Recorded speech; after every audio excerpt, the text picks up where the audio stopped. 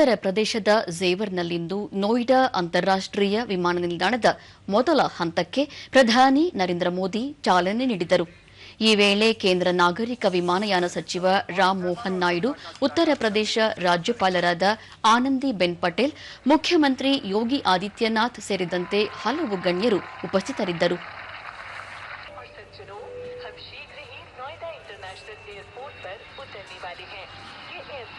उत्तर प्रदेश का 5वां अंतर्राष्ट्रीय एयरपोर्ट है, जो नए भारत के आध्यात्मिक, सांस्कृतिक और व्यावसायिक केंद्र उत्तर प्रदेश को वैश्विक पहचान दे रहा है।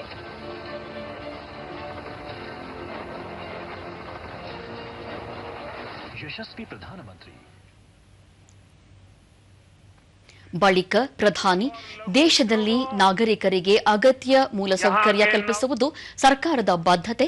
ಈ ನಿಟ್ಟಿನಲ್ಲಿ ಕೆಲಸ ಮಾಡಲಾಗುತ್ತಿದೆ. ಮೆಟ್ರೋ, ವಂದೇ ಭಾರತ್ ಸೇರಿದಂತೆ ಹಲವು ಆಧುನಿಕ ಸೌಲಭ್ಯಗಳನ್ನು ಒದಗಿಸಲಾಗುತ್ತಿದೆ. ಈವರೆಗೆ ನಮೋ ಭಾರತ್ನಲ್ಲಿ 2.5 ಕೋಟಿಗೂ ಅಧಿಕ ಜನರು ಪ್ರಯಾಣಿಸಿದ್ದಾರೆ.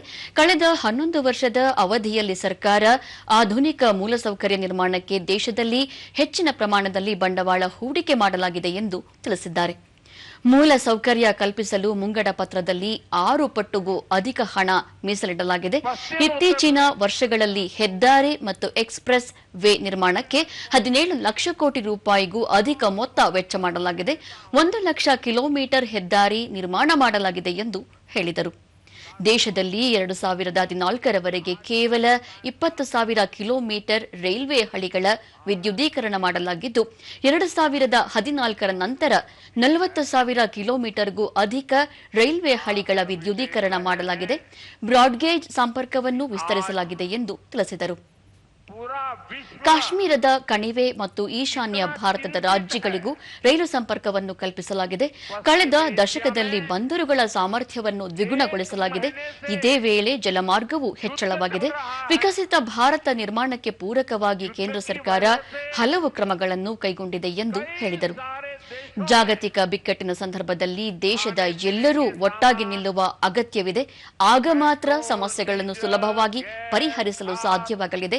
ಇದೇ ವಿಷಯವನ್ನು ಸಂಸತ್ತಿನಲ್ಲೂ ಹೇಳಲಾಗಿದೆ. ನಿನ್ನೆ ನಡೆದ ಮುಖ್ಯಮಂತ್ರಿಗಳ ಸಭೆಯಲ್ಲೂ ಚರ್ಚಿಸಲಾಗಿದೆ.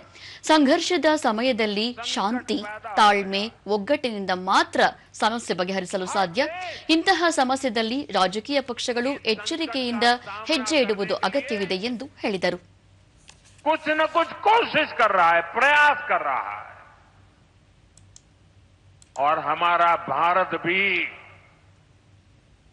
इस संकट का पूरी शक्ति से मुकाबला कर रहा है.